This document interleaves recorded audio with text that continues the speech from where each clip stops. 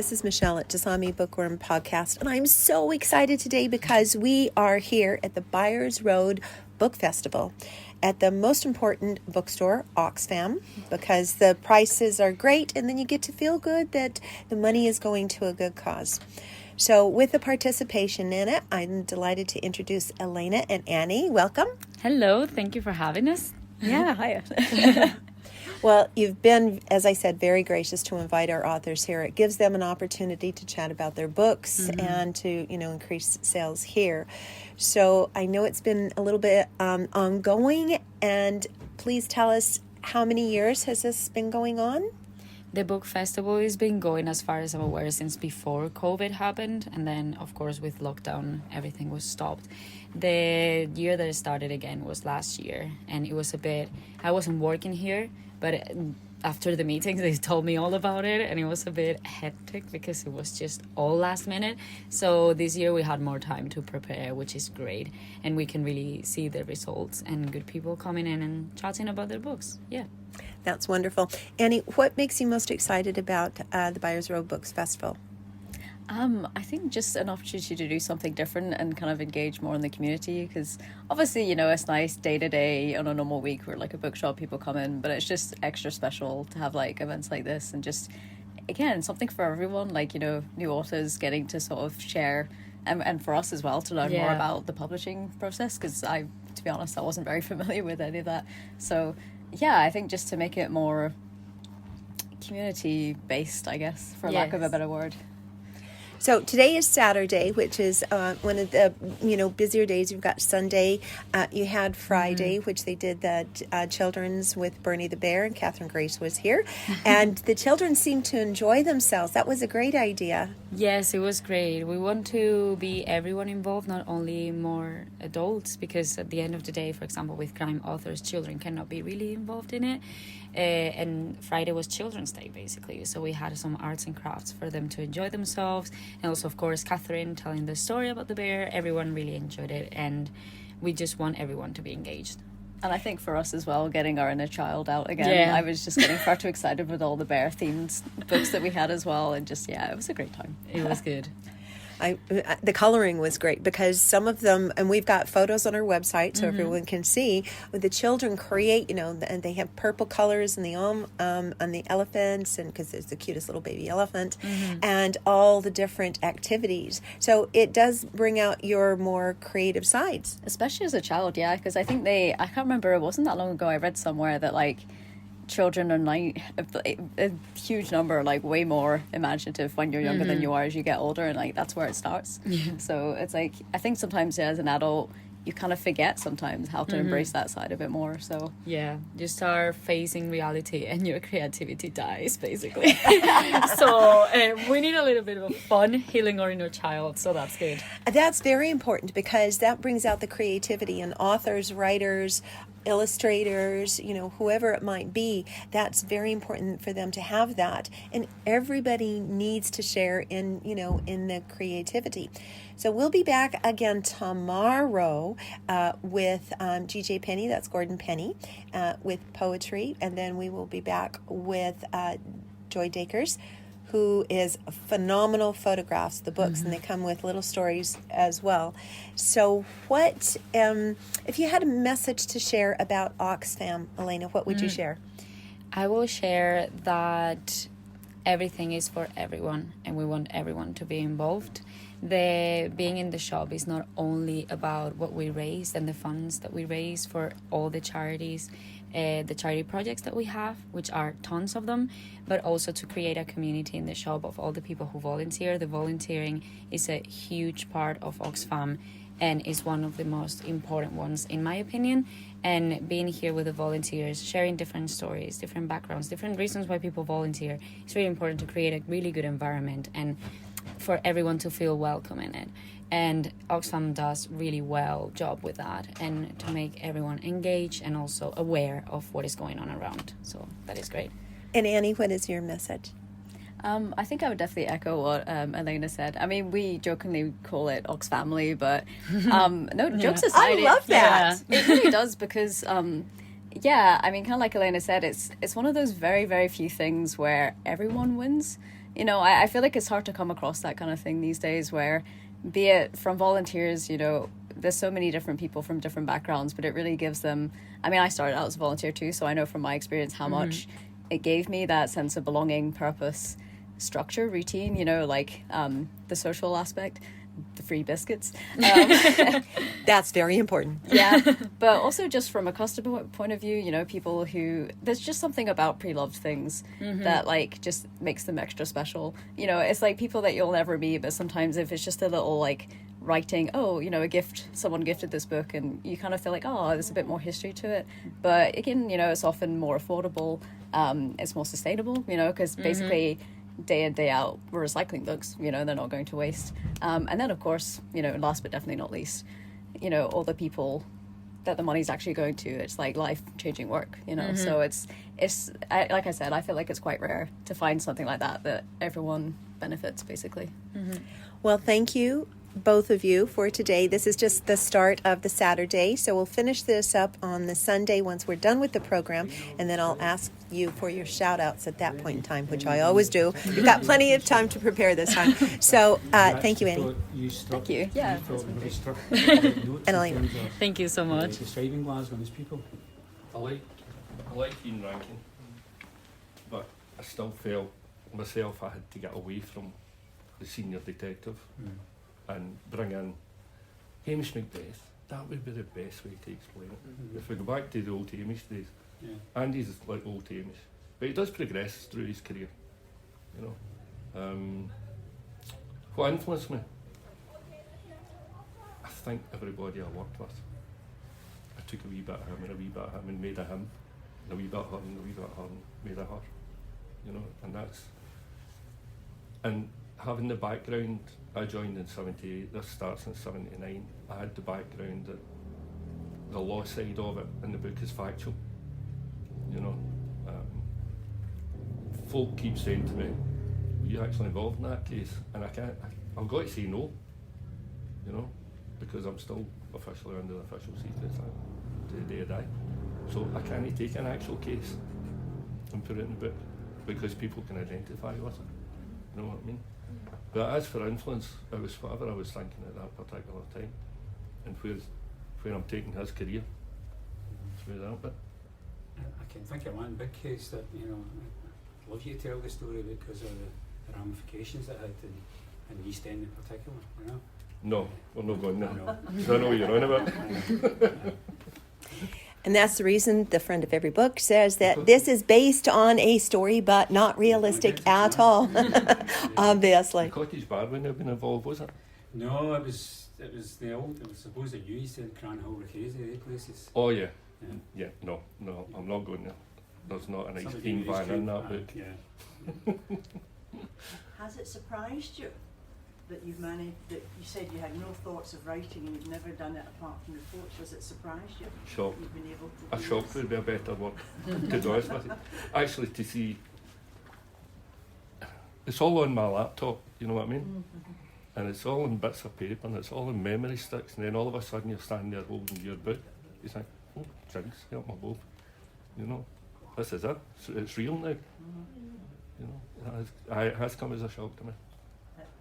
Have you had lots of ribbing from ex-colleagues about it? My ex-colleagues know nothing about this. I'm waiting to get to I Right when they all turn up and go, hi guys. Hey, hi. Did you start off with the idea that it was going to be a trilogy, or did that just evolve as you were writing? It just evolved. I'm being dead honest with you.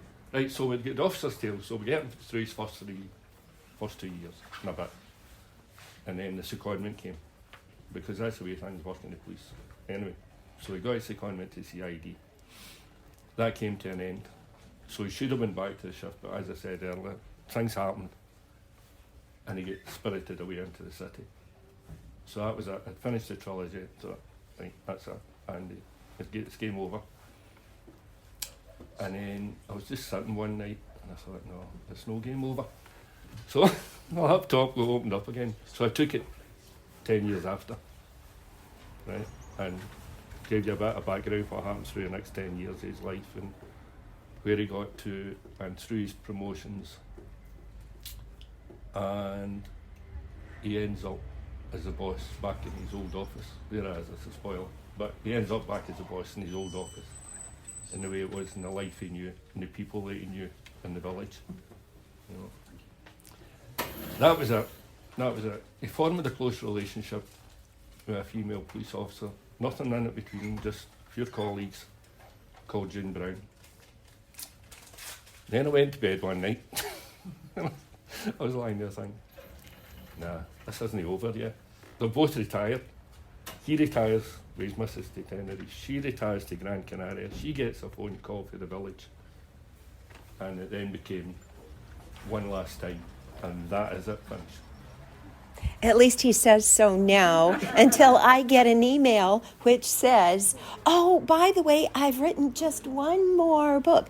And I think as anybody who writes will understand that when you've created a character that lives and breathes within you, that's quite important. And sometimes it's very difficult to let them go.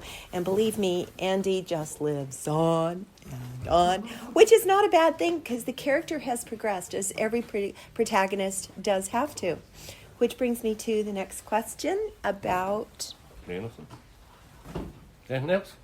How did you get from writing reports to writing a story, novels? Because reports are pretty much... There's not so much a story, if you know what I mean, whereas you've created characters, and I know that came from obviously from your background. Aye. I just think, I'm just curious about how you get from writing a report for the police, which is bang, bang, bang, Yeah. to then all of it, you know, creating a trilogy. I think that the reports, when you put them together, I had a sergeant who was write it again, you know. So they're all storytellers. Aye. I don't tell everybody that. Aye, it was just one of these things that it developed, Yeah. to be honest with you. And if you look, and I'm going to stick my hands up here, if you look at the first book and look at the last one, it's a world of difference, isn't it? Well, the first one's been re-edited, so this one Right. is actually just a re-release, because from the one that we released 4 years ago. So we had another look at it, which initially, remember, it was 2 novellas, Mm-hmm. and then someone read them and thought, oh, this would be a great book. Right. So An Officer's Tale started as 2 novellas. Yeah. And then that's why there's a part in the middle that says it's the beginning and then looking back, looking forward. So it does progress when you're looking at it. You're looking at characters and you look at the story. And now be gentle and nice, because people are going to listen to this. We're going to bring up a very difficult subject. You're not bringing up editing. I'll tell you that. Yes, I am. I'm going to bring up editing. So the difference between reports and working on a piece of fiction has to go through the editing process. I'm happy to say all of our editors have survived. We do have to pay them hazard pay occasionally, which we do say, yes. However, how's the progression been for you? I'm going to ask this one if that's all right. And I me at the start. We were out a couple of weeks ago with a couple who, she's an author, right? And her and I were kind of just bouncing off each other, and we were so alike it was unbelievable, right? I says, how do you go on with the editing process? She went, it's hell. It's my baby. It might have 2 heads and 6 legs. I don't give a monkeys. It's my baby. And you're messing about with my baby. You know? And I went, I feel the exact same way. But, see, when you get it back and you see all the wee errors that you've made, etc., because when I'm sitting typing, my head's going at 100 mile an hour. Yeah. You know? And the editing can be difficult because it comes back with big orange squares on it. Have you thought about this? Have you thought about that? And there's 500 orange squares all over your book. Jesus, here I go again, man. But I've learned. I've learned, and I've enjoyed it. And when I go, I've left something behind. Yeah. You know, for kids and the grandkids. Yeah. I think there's a dedication in there, isn't it, to my children and my children's children, Yes, on all of your books, and all of them. which is wonderful. But I've enjoyed the process. It was hard at the start, but now I'm used to it. It's just a case of, right, here you go. Yeah. You know, and I've got some absolute crackers just now, haven't we? Yes, we actually we have a team that we put together for editing the book on the re-edits and for going forward. So we have a small team of editors that look at all of our works, which if any of you have questions later, I'm happy to talk about the editing, and we won't let you do that. Any further tales on An Officer's Tale before we venture off into the other novel, which is called The Publisher, which she's got red hair, so it's not me. I want that duly noted. Actually, I used to be blonder when I said that. Wait a minute. Any other questions about the police, about Andy, about the series, about creating characters? One thing I'll say, see the covers done by Holly Richards, who's English artist. Oh, fabulous. What we did, the background's a rural setting. When we were wondering where are we going to go with the years, I said, why do we not just do the cars? So one's a Capri, one's a Granada. And we have the brand new one out, which it's the same It's kind back of thing. in It's the Escort. third year. Right. So the So- year of the book is portrayed in shows the year of the car, which I thought was great.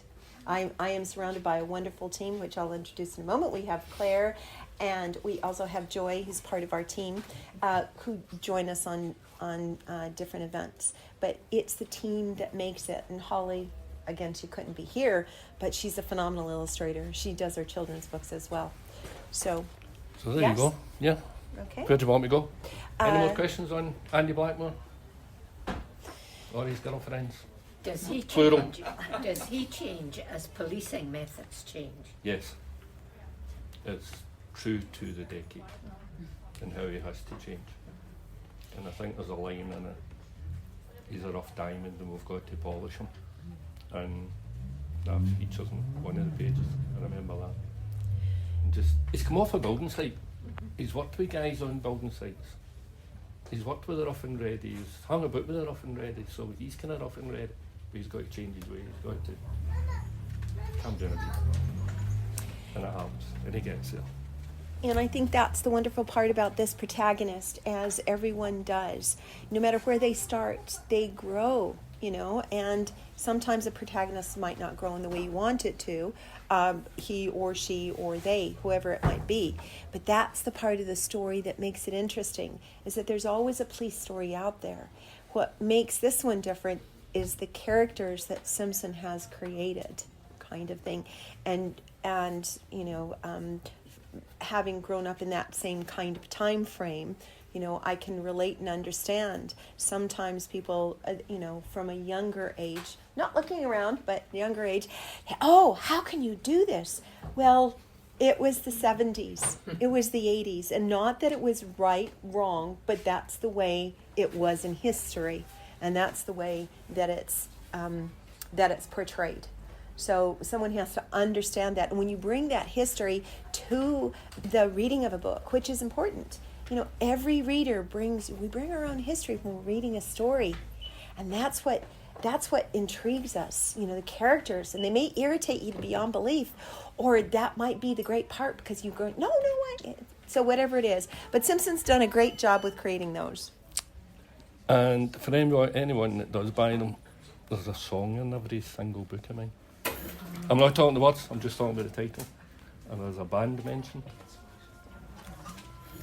And looking at a few folk who are mature will recognise those songs. Says he who worked with the Hollies last night.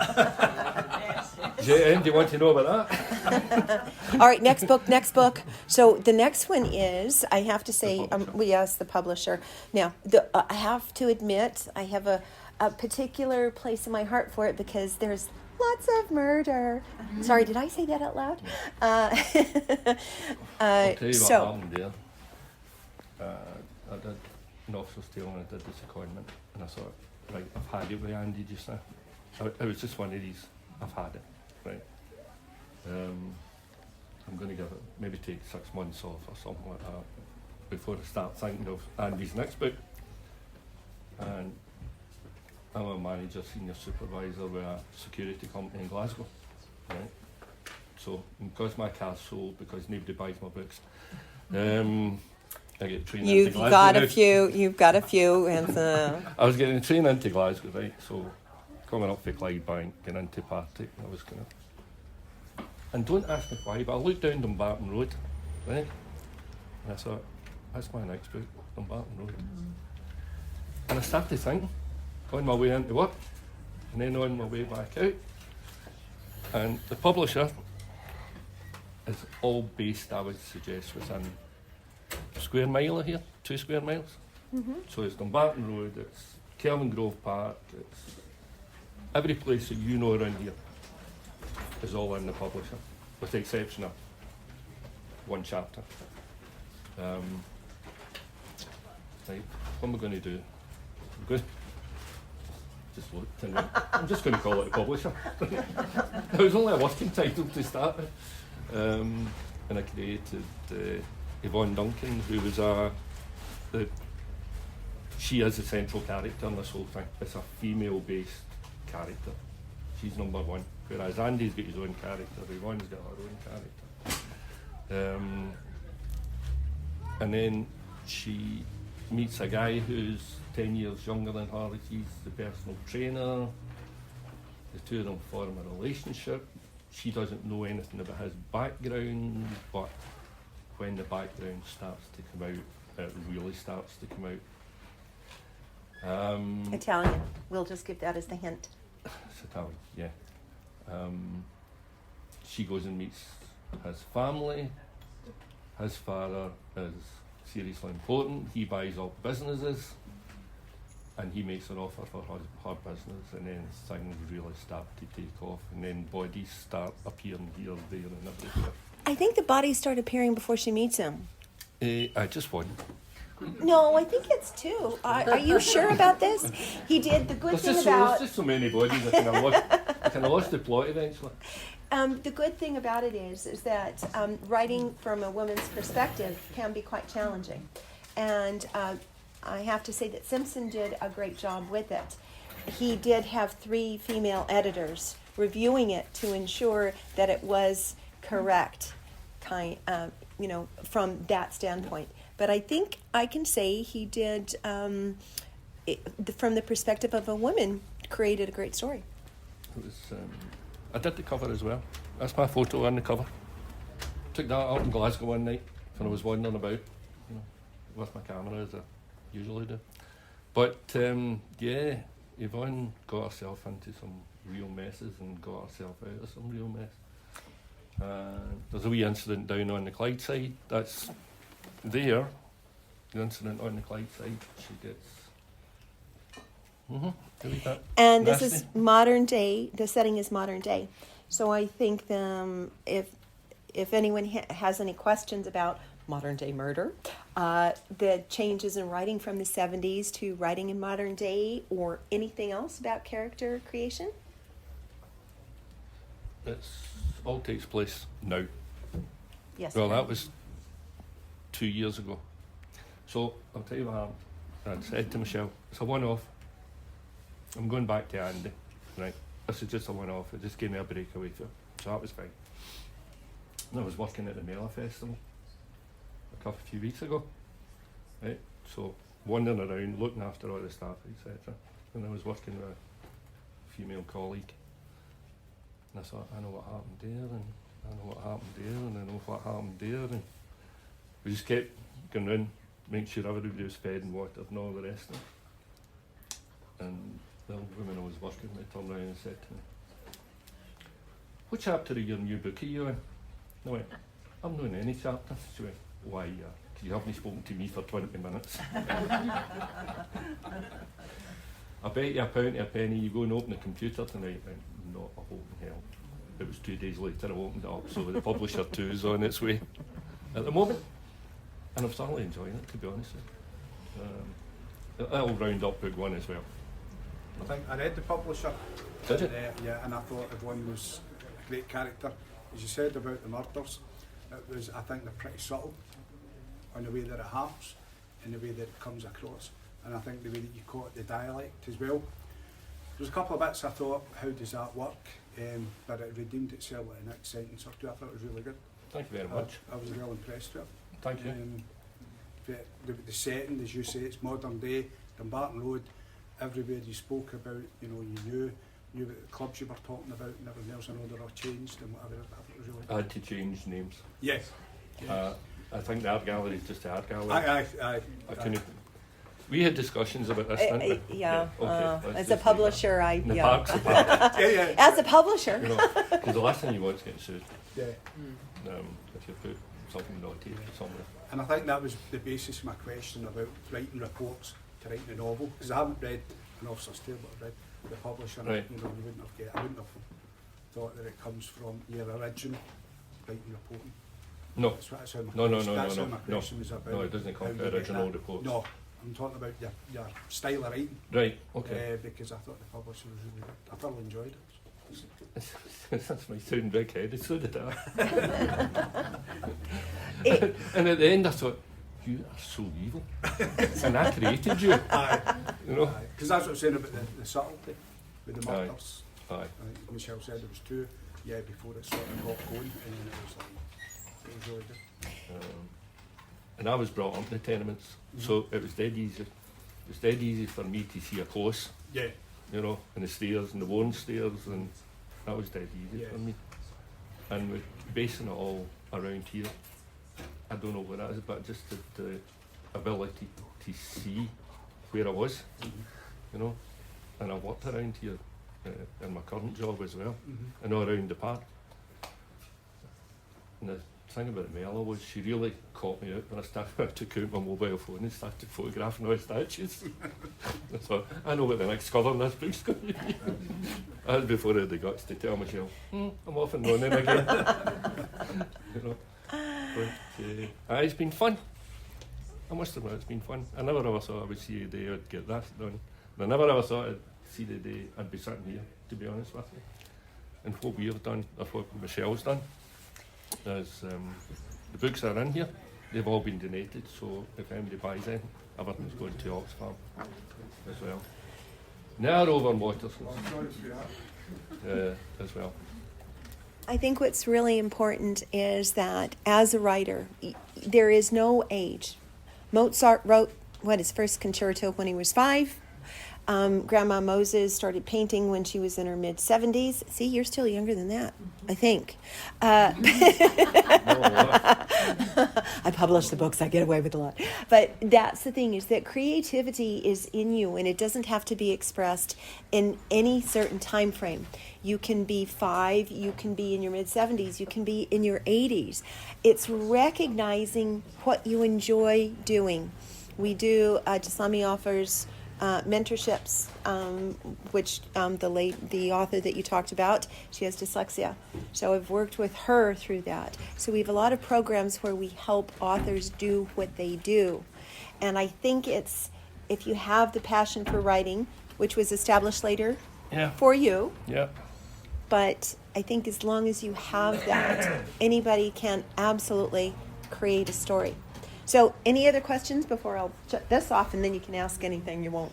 Yes. Question, good cops, conscientious cops, how hard do they find it to be quote unquote off duty? I had 2 separate lives, and I'm being dead honest with you. I know cops that went out with cops, eating it, breathing it, sleeping it, socialising with them. But I had a group of friends. I had 2 groups of friends. I had East End friends that I've still got, and we've known each other for 60 odd years. And I had my West End friends because I live in Clydebank now. And I made sure that when I was off, I went to the pub and sat down with them, and nobody would ask me a question about anything to do with my job. We talk about football, we talk about this, talk about that, moan about the wives as everybody does, you know. But, aye, no. Was that a conscious decision you made early on? Yes. That you'd have to do that in this job to survive? Yes. Aye. And I know that my mates in the East End would never have let us away with anything else, to be honest with you. You know, there was actually 2 of us that ended up in the police. And none of them would bring anything up. And I know what you were referring to earlier on, not even that was mentioned. It was just, they're off, right, let's go. Going to football, or going here, we're going. Because we had season tickets for various clubs. That was the way we spent our time. And then I had my family, and they kept my feet on the ground as well. You know,